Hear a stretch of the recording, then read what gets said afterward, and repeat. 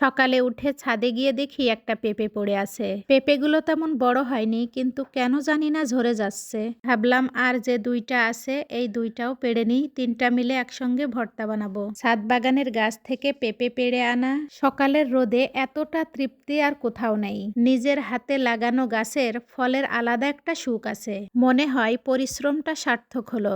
এখন পেঁপেটাকে আমি সুন্দর করে কেটে নিলাম, তারপরে ছাদের এক কোণে থাকা চুলাটায় কিছু ভাতের চাউল ধুয়ে দিলাম। ছাদের এক কোণে থাকা মাটির চুলায় জালটা ধরাতেই হালকা বাতাসে ধোঁয়া উড়ে গিয়ে এক ধরনের গ্রামের আবহাওয়া নিয়ে এলো। সব মিলিয়ে যেন একটা সহজ সরল ঘরোয়া স্বাদ। এখন ভাতের পানিটা গরম হয়ে গেছে, পেঁপেগুলা সুন্দর করে ধুয়ে আমি ভাতের মধ্যে দিয়ে দিব।